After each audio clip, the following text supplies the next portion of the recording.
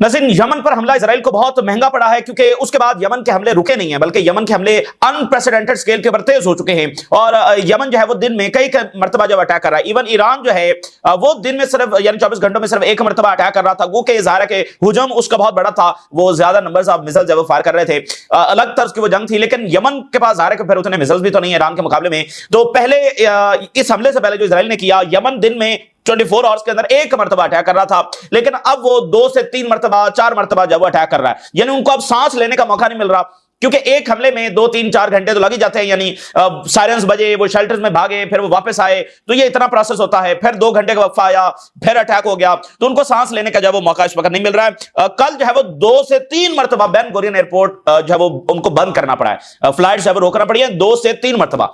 और आज फिर जो है यमन की जानिब से अटैक किया गया, हैवी मिसाइल्स है वो यमन ने इजराइल के ऊपर फायर किए हैं।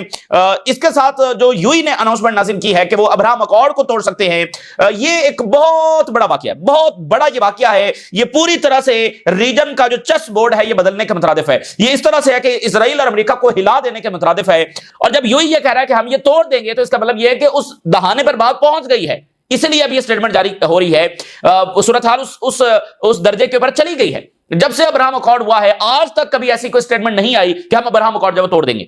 तो अगर आज ये आई है तो इसका मतलब क्या है कि मामला उस दर्जे पर पहुंच गए हैं, ठीक है ना। तो ये इतनी गैर मामूली बात है, ये इतना बड़ा चैप्टर है जो यहां पर खुला है कि बिल्कुल ताकत का तवाज़ुन जब बदल रहा है। और अब्राहम अकॉर्ड का खत्म होना ये तो इजराइल के लिए बहुत बड़ी शिकस्त है। और जो शिकस्त उनको ग्राउंड पर मिली है, अब ये उसी का नतीजा है कि अब ये शिकस्त जब उनको मिलने जा रही है। और ये जो अब्राहम अकॉर्ड है और उसका अब खात्मे की बात होना, इसमें बहुत सारे लेसन हैं।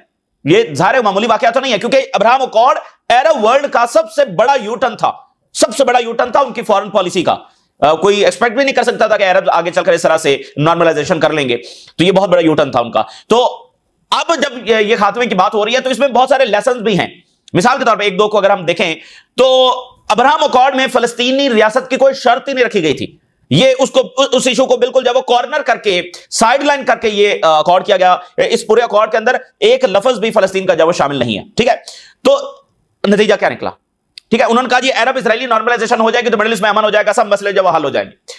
तो नतीजा क्या निकला कि फलस्तीनी रियासत का इशू जब तक आप रिजॉल्व नहीं करेंगे, चाहे दुनिया की सारी बड़ी ताकतें बैठकर एक साइड के ऊपर बैठकर जो फैसला कर लें, कोई भी फैसला कर लें, तो वो फैसला कर भी सकते हैं, कुछ देर के लिए उसको चला भी सकते हैं, लेकिन उसको हतमी नतीजे तक नहीं लेकर जा सकते हैं। तो ये अब्राहम अकॉर्ड कई साल चला है और अब देखेंगे वो बिल्कुल खत्म हो रहा है। यूएई से तो वैसे ही इजरायली जो स्टाफ है वो निकल गया है, और जो बहरीन ने एक्सेप्ट किया है एम्बेसडर को, वहां पर मुजाहरे हो रहे हैं।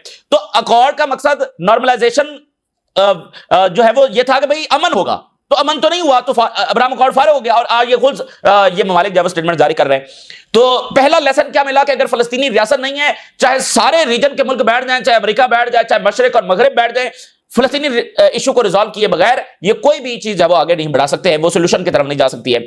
दूसरा इसमें बड़ा लेसन क्या है, दूसरा इसमें बड़ा लेसन यह है कि देखिए इस सारे अरसे में 23 मंथ्स के अंदर साइलेंस की पॉलिसी जब रीजनल कंट्रीज की जानिब से अपनाई गई, तो साइलेंस की जो पॉलिसी है उसका रिजल्ट क्या निकला, मोर वायलेंस। और अब ये पूरा रीजन जब जंग के दहाने के ऊपर खड़ा हुआ है, और ये चीज अब इजराइल को रोक भी नहीं सकी, और अल्टीमेटली आपको वो पाथ लेना पड़ा कि आपको इजराइल के सामने जब खड़ा होना पड़ा। तो इसलिए अब तक की जो पॉलिसी थी वो इलॉजिकल थी, वो बिल्कुल वो पॉलिसी नहीं बनती थी जो इख्तियार करनी चाहिए थी। अमन के लिए भी जरूरी था कि वो इजराइल के सामने जब वो खड़े होते। साइलेंस से ना अमन हुआ, ना वायलेंस रुका, और ना रीजन में कोई सोल्यूशन की तरफ हम बढ़े। तो ये 2 बहुत बड़े लेसन हैं, और इसके साथ और भी बहुत सारी चीजें डिस्कस की जा सकती है, क्योंकि ये कोई मामूली वाकया नहीं है। उधर जो है वो वेनेजुएला के मामला खराब हो रहे हैं। अब वो खुलकर अमेरिका जब बात करना शुरू हो गया है कि हम तो वेनेजुएला में जब रिजीम चेंज चाहते हैं, और अमेरिकी सेक्रेटरी ऑफ डिफेंस ने कहा है कि हमारी फोर्सेस पूरी तरह से तैयार हैं रिजीम चेंज के लिए वेनेजुएला में, बस ट्रंप का जो ऑर्डर है उसका इंतजार किया जा रहा है। बड़ी खौफनाक बात है। ड्रग का जो है वो इल्जाम लगाकर अब वो बाकायदा खुलकर जब रिजीम चेंज की बातें उन्होंने शुरू कर दी हैं, और सेक्रेटरी ऑफ डिफेंस कह रहे हैं कि हम बिल्कुल तैयार हैं, बस ट्रंप ऑर्डर करेगा तो हम वेनेजुएला में रिजीम चेंज कर देंगे। और उधर रशिया ने कहा है कि अगर यूक्रेन की टॉक्स फेल हो गई, पुतिन ने कहा है, तो फिर हम जंग जारी रखेंगे। तो एक तो यह है कि ना पुरानी जंगें रुकी हैं, बल्कि नई जंगें शुरू होने जा रही हैं। तो जो ट्रंप का जो नारा था वो वैसे ही ऑलरेडी फेल हो चुका है, और अब वो मजीद एक्सपोज हो रहा है। ना पुरानी जंगें खत्म हुई हैं, हालांकि आप इसमें प्रोपेगेंडा का आप अंदाजा देखिए। ट्रंप कहता है कि उसने 7 जंगें रुकवाई हैं, ठीक है ना, साथ साथ वो अपना बयानिया भी तो चला रहा है, मैंने 7 जंगें जो रुकवा, पता नहीं कौन सी 7 जंगें जो रुकवाई हैं।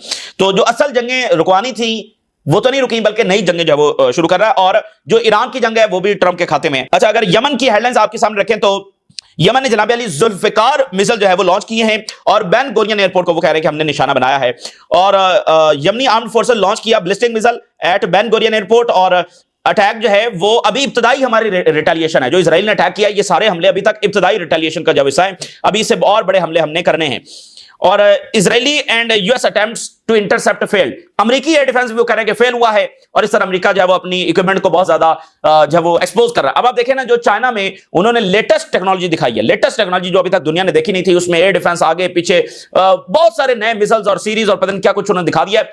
तो उधर जो अमेरिकी इक्विपमेंट है वो तो फेल हो रहे हैं, वो यमन के हाथ तो फेल हो रहे हैं, वो यूक्रेन में फेल हो रहे हैं, वो गजा में फेल हो रहे हैं, अमेरिकी वेपन्स तो यहां पर फेल हो रहे हैं। अब यमन कह रहा है कि अमेरिकी एयर डिफेंस भी इसको रोकने में नाकाम रहा है और पैनिक कॉज हुआ इसराइल के अंदर, मिलियंस ऑफ इजरायली जब उनको भागना पड़ा शेल्टर्स के अंदर और एयरपोर्ट ऑपरेशन जो है इंटरप्टेड हुए।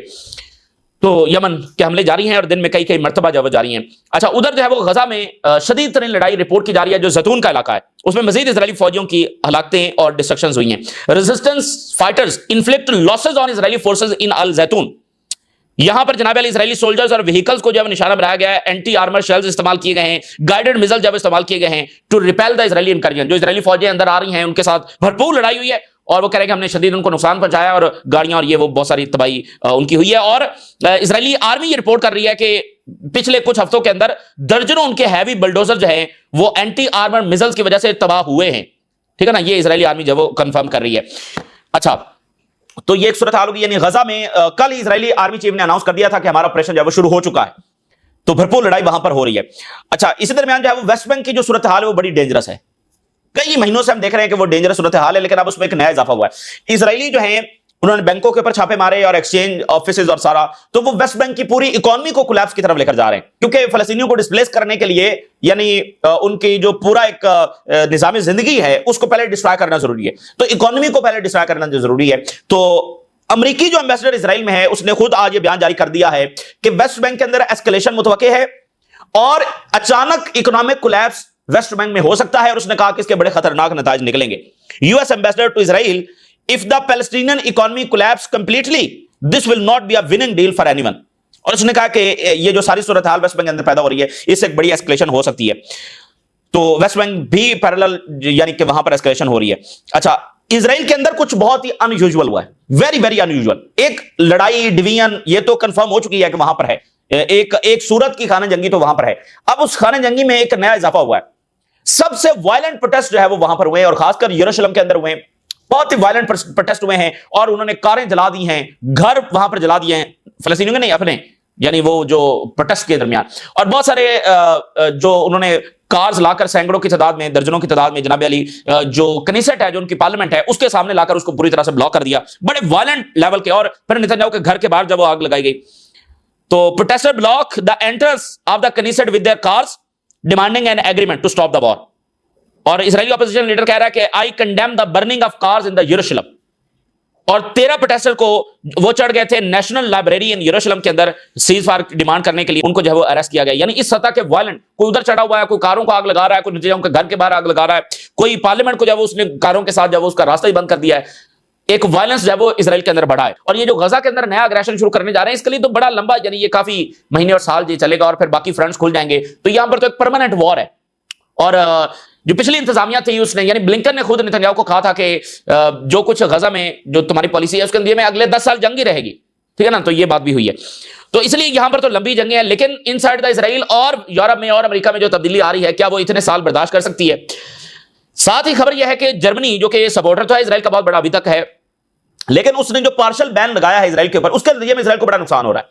उसके जो टैंक्स हैं वो नकारा हो चुके हैं और बहुत सारे स्पेयर पार्ट्स हैं उनको नहीं मिल रहे, तो वो पार्शियल बैन भी बड़ा इफेक्टिव साबित हो रहा है। German ban on Israel creates gaps in the tanks spare parts, और 40% इजरायली मिलिट्री ड्रोन्स डिसेबल हो चुके हैं and the army suffers from a shortage of tank spare parts. ये इजरायली मीडिया की रिपोर्ट है कि वो 40% ड्रोन्स है वो डिसेबल हो गए हैं और टैंक्स के जो स्पेयर पार्ट्स हैं वो बहुत जरूरी हैं, यानी उसकी बहुत ज्यादा शदीद कमी है।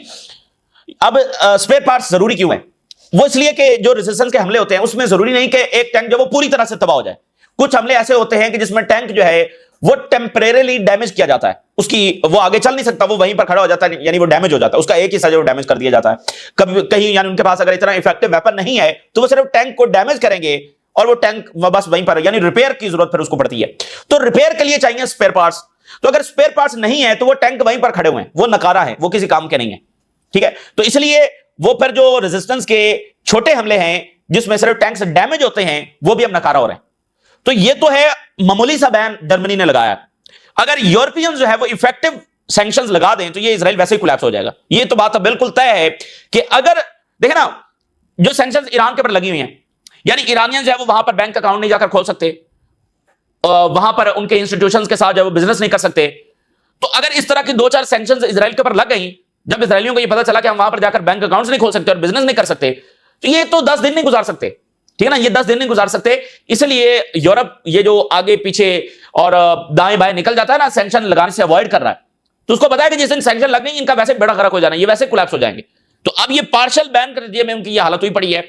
जब उन्होंने ये कह दिया कि आप वहां पर आकर जो है वो बैंक्स को एक्सेस नहीं कर सकते, सिर्फ इतनी बात वो कर दें कि ये इजरायली जो है वो वेस्ट में आकर बैंक्स को एक्सेस नहीं कर सकते, वहां पर अपना अकाउंट्स नहीं खुलवा सकते, भाई आप फिर वहां पर ये जाएंगे कैसे? और जो स्कॉलरशिप्स हैं और बाकी सारे मामला है वो कैसे चलेंगे? और बिजनेस नहीं कर सकते, कंपनीज तो सारी इनकी वहां पर बैठी हुई हैं, तो वो बिल्कुल एक कोलैप्स होगा। लेकिन यूरोप कब तक दाएं बाएं आगे पीछे होता रहेगा? क्योंकि स्पेन, आयरलैंड, स्वीडन, बेल्जियम, ये बहुत सारे मालिक जो बहुत ज्यादा प्रेशर डाल रहे हैं। ठीक है ना, तो उन्होंने कहा कि भाई जैसे कल स्टेटमेंट आई बेल्जियम की कि अगर इन्होंने मुश्तरका स्टांस ना लिया तो फिर हम अलग से जब वो एक्शन लेंगे। अगर यूरोपियन यूनियन ने कलेक्टिव स्टांस ना लिया तो हम अलग से एक्शन लेंगे। यही बात स्पेन कर रहा है, यही बात जो है वो आयरलैंड कर रहा है। ठीक है ना, तो ये 5-10 ममालिक हैं, ईयू के मेंबर स्टेट्स हैं, वो ये बात कर रहे हैं। अच्छा, इसी दरमियान एक फॉर्मर इजरायली नेवी कमांडर है, वो ये कह रहा है कि शदीद तरीन कमी है फौज की गजा में, और इजरायली जो है वो अब जो सिविलियन कॉन्ट्रैक्टर्स हैं यूरोप से या अमेरिका से, उनको लाकर यहां पर उस गैप को फिल करने की कोशिश कर रहे हैं, यानी वहां से भी अब लोग आ गए। The army is using civilian contractors to compensate for the numerical shortages. जो कमी है फौज की, उसको ये सिविलियन कॉन्ट्रैक्टर्स पूरी दुनिया से वैसे लाकर वो नंबर्स फिल कर रहे हैं। तो गजा को डिस्ट्रॉय करने के लिए, डिफीट करने के लिए, यानी किस दर्जे के टूल्स जो है वो इन्होंने इस्तेमाल किए हैं। इसी दरमियान आप देखिए, जो हम स्पेन की बात कर रहे थे, तो स्पेन की जो स्टेटमेंट्स आई हैं, स्पेन ने आज कहा है कि ये जो वेस्टर्न ऑर्डर है ये गिर रहा है, ये जो अपनी पॉलिसीज हैं उसी के नतीजे में ये गिर रहा है। यूरोपियंस जो पॉलिसीज हैं, जो ट्रंप की पॉलिसीज हैं, उसके नतीजे में वेस्टर्न ऑर्डर गिर रहा है। ये स्पेन ने आज बात की है। उन्होंने कहा कि हम यूरोपीय यूनियन को कहते हैं कि वो स्ट्रेटेजिक पार्टनरशिप जो है इजराइल के साथ वो खत्म करे, और यूरोपीय यूनियन की जो कंट्रीज हैं वो डिवाइडेड हैं कि कैसे इजराइल को इन्फ्लुएंस किया जाए, और ये अनएक्सेप्टेबल है। अब ये मजीद बर्दाश्त नहीं किया जा सकता। United States led by Trump is trying to end the world order it established after World War 2। अब देखें ना, ये बातें अब सिर्फ तजिए तक महदूद नहीं है, अब ये खुलकर हो रही हैं। स्पेन के प्राइम मिनिस्टर कह रहे हैं, और गार्डियन कोट कर रहा है कि अमेरिकी इक़दामात खुद उस ऑर्डर को खत्म कर रहे हैं जो वर्ल्ड वॉर 2 के बाद जब वो एस्टैब्लिश हुआ है। और फिर उन्होंने कहा कि जो डबल स्टैंडर्ड्स है हमारे, गजा को हम किसी और अंदाज में देखते हैं और यूक्रेन को किसी और अंदाज में देखते हैं, to undermine the West global standing. तो ये यूरोप की जो ग्लोबल स्टैंडिंग है इसको बुरी तरह से डैमेज कर रहा है। और एक दफा जो रशियन फॉरेन मिनिस्टर हैं, उन्होंने कहा था कि अगर वेस्ट को मुखातिब करते हुए कहा था कि अगर तुम्हें नींद नहीं आती, तुम कहते हो कि जो यूक्रेन में ये हो रहा है वो हो रहा है, और तुम्हें नींद नहीं आती, तो मैं छोटी सी एडवाइस देता हूं, इससे तुम्हें बड़ी अच्छी नींद आ जाएगी। तो ये समझो कि रशिया को अमेरिका समझो, ठीक है ना, रशिया को जो है वो अमेरिका समझो, यूक्रेन को जो है वो फलस्तीन समझो, ठीक है ना, तो फिर तुम्हें बड़ी सुकून की जब नींद आ जाएगी। यानी डबल स्टैंडर्ड्स की बात। तो ये अब उनके अपने ममालिक ये बात कर रहे हैं कि हमारे डबल स्टैंडर्ड्स, गजा में हमारा रवैया कुछ और है और यूक्रेन के हवाले से कुछ और है। तो दुनिया हमारा नैरेटिव्स बाय करने के लिए तैयार नहीं है। अब आप देखिए, यूरोप के जो फुटबॉल एसोसिएशन है, यूरोप की फुटबॉल जो एसोसिएशन है, तो उसके जो सरबराह वो सामने आए और उन्होंने कहा है कि हर सूरत में सीजफायर होना चाहिए, और उनकी बातें काफी ज्यादा इमोशनल थी। उन्होंने कहा कि it is appalling that the children die of hunger because of the political interest. ये कितना खौफनाक है कि सिर्फ कुछ सियासी मफादात के लिए बच्चों को वहां पर भूख से जब वो मारा जा रहा है। What is happening to the civilians in Gaza hurts me personally and even kills me. ये यानी कि बहुत शदीद तरीन तकलीफ हमें दे रहा है जो कुछ गजा के अंदर हो रहा है। अब ये यूरोप की मतलब जो सबसे बड़ी एसोसिएशन है, तो उसके सरबराह प्रेसिडेंट जब सामने आए, उन्होंने कहा कि मैं इस बात को अंडरस्टैंड करने से कासिर हूं कि वो हमारे सियासतदान जो कैपेबल हैं to doing so much to stop, तो वो बच्चों को मरता हुआ देख रहे हैं। उनका कि हमारे हाथ में तो पावर नहीं है, ठीक है ना, तो जिनके हाथ में पावर है, बर्तानिया, फ्रांस, जर्मनी और ये सारे, तो ये कैसे वहां पर बच्चों को जब मरता देख सकते हैं। तो अब देखना कि वो उनके इंस्टीट्यूशनल लेवल के ऊपर अब ये बातें होना शुरू हो गई हैं। सड़कों पर अलग मुजाहरे हो रहे हैं, मीडिया में भी थोड़ी बहुत तब्दीली देखी जा रही है, और उनके डॉक्टर्स एसोसिएशन और दूसरी एसोसिएशंस और एकेडमिया की, और अब ये वाले इंस्टीट्यूशन जो स्पोर्ट्स रिलेटेड हैं वो भी खुलकर जब ये बातें कर रहे हैं। तो इधर है लंबी जंगें, नेतन्याहू की जो पॉलिसी है उसमें लंबी जंगें हैं, लेकिन यूरोप और अमेरिका में जो तब्दीली आ रही है उसको कितनी देर वहां के पॉलिटिशियंस है वो दाएं बाएं करके उसको अवॉइड कर सकते हैं। मेरा ख्याल है ज्यादा टाइम नहीं है। और जो मिडिल ईस्ट में तब्दीली आ रही है इसका भी असर उनके ऊपर पड़ेगा। देखें वो भी तो इसलिए बैठे हुए हैं ना कि अगर मिडिल ईस्ट के सियासतदान, मिडिल ईस्ट के हुक्मरान प्रेशर को बर्दाश्त कर सकते हैं तो हम भी कर लेंगे, लेकिन जब मिडिल ईस्ट वाले खड़े हो जाएंगे तो फिर प्रेशर उनके ऊपर भी आएगा। अच्छा, इसी दरमियान जनाब अली उधर आलमी सतह के पर भरपूर एक तूफान अभी भी मचा हुआ है, क्योंकि ट्रंप ने कहा है कि पुतिन और प्रेसिडेंट शी जिनपिंग और किम जोंग उन जो है ये अमेरिका के खिलाफ साजिश कर रहे हैं। ठीक है, ये उसने नाम ले दिया है कि पुतिन, प्रेसिडेंट शी जिनपिंग और किम जोंग उन जो है ये अमेरिका के खिलाफ जो है साजिश कर रहे हैं, कंस्पिरेसी कर रहे हैं। यानी सबसे बड़ा इल्जाम ही हो गया ना, सबसे बड़ा इल्जाम हो गया कि भाई आप हमारे खिलाफ हैं। तो जब कोई भी अमेरिका के खिलाफ कंस्पिरेसी करता है तो फिर उसके ऊपर जब अमेरिका जंग लॉन्च करता है, ये बहुत बड़ा इल्जाम है जो वो लगा रहे हैं, तीनों रहनुमाओं के ऊपर जब लगा रहे हैं। अब ये भी अजब मामला है, यानी अमेरिका रशिया के खिलाफ प्रॉक्सी वॉर उसने शुरू की, चाइना को वो कंटेन कर रहा है, उसका मुहासरा कर रहा है, चाइना के खिलाफ उसकी पॉलिसीज है वो अग्रेसिव पॉलिसीज हैं, नॉर्थ कोरिया के ऊपर सैंक्शन लगाकर बैठे हुए हैं, और अभी साजिश भी अमेरिका के खिलाफ हो रही है। ये भी अजब वैसे मामला है। और पुतिन ने कहा है कि अगर यूक्रेन की टॉक्स फेल होती हैं तो हम जंग जारी रखेंगे। Russia will fight on if peace talks fails, sees hopes ahead. कोई टॉक्स यहां पर कामयाब नहीं होंगी क्योंकि यूरोपियंस है वो कभी एडमिट नहीं करेंगे, रशियन डिमांड जब वो कभी एडमिट नहीं करेंगे, ये कभी नहीं होगा। इसलिए जंग जब जारी रहेगी और अल्टीमेटली ये रशिया और यूरोप की बराह रास्त लड़ाई शुरू हो जाएगी, और इसी चीज की यूरोप के अंदर तैयारी हो रही है। अच्छा, और जो वेनेजुएला का मामला है बहुत ही खौफनाक रुख इख्तियार कर रहा है। अमेरिकी फौजियां वहां पर आ चुकी हैं, वॉरशिप डिप्लॉय हो चुके हैं, यहां से अमेरिका वापस नहीं जाएगा, ये बात ध्यान में रख लें। वो कुछ ना कुछ करके जाएंगे, यानी करने की अटेम्प्ट जरूर करेंगे। ऐसा नहीं होगा कि अब वो चुपके से वापस चले जाएंगे, क्योंकि इसमें मजीद उनकी ह्यूमिलिएशन होगी। तो अब जो आज सेक्रेटरी ऑफ डिफेंस अमेरिका का जो बयान आया वो बड़ा डेंजरस है, क्योंकि इसमें उन्होंने कह दिया है कि हम वहां पर रिजीम चेंज की तैयारी कर रहे हैं, और जब ट्रंप कहेगा तो ये ऑपरेशन शुरू हो जाएगा। The decision to change the regime in Venezuela is up to President Trump and we are ready with all our strength. हम पूरी ताकत के साथ तैयार हैं, बस ट्रंप के ऑर्डर का जब इंतजार किया जा रहा है। और वहां पर ये क्या कर रहे हैं कि जी हमने वो ड्रग लेकर, वो एक कश्ती जा रही थी, हमने उसको निशाना बनाया, ये किया वो किया, तो देखें जी वहां पर बड़े ड्रग्स हो रहे हैं फलाना। हालांकि ये कितनी नॉर्मल सी बात है, हर मुल्क जो है वो कुछ ना कुछ ड्रग्स के खिलाफ ऑपरेशन कर ही रहा होता है। यानी जिसको समंदर लगते हैं वो लाजमी कोई किसी कश्ती को पकड़ा जा रहा है, कहीं से ड्रग्स बरामद हो रहे हैं, ये हर मुल्क का चल रहा है। ये मतलब साउथ एशिया में देखें, यूरोप में देखें, ये हर तरफ हो रहा है, हर मुल्क के ये ऑपरेशन चल रहे होते हैं। तो वेनेजुएला के सालों के ऊपर जाकर 2-4 कश्तियों को पकड़कर तो कह रहे हैं कि देखें बड़े ड्रग्स जो है फलाना और ये वो। तो ये भोंडा वही इल्जाम है जो इराक के ऊपर लगा, वेपन ऑफ मैस डिस्ट्रक्शन का, फिर शाम, लिबिया और अब ईरान के ऊपर न्यूक्लियर। तो ये सारा वही पैटर्न है, लेकिन ये कितना भोंडा इल्जाम है, ड्रग्स का इल्जाम लगा के वेनेजुएला के ऊपर हमला। तो ये ताजा तरीन सूरत हाल जो आपके साथ शेयर किया, आपने राज करें। इजाजत दीजिए, अल्लाह हाफिज।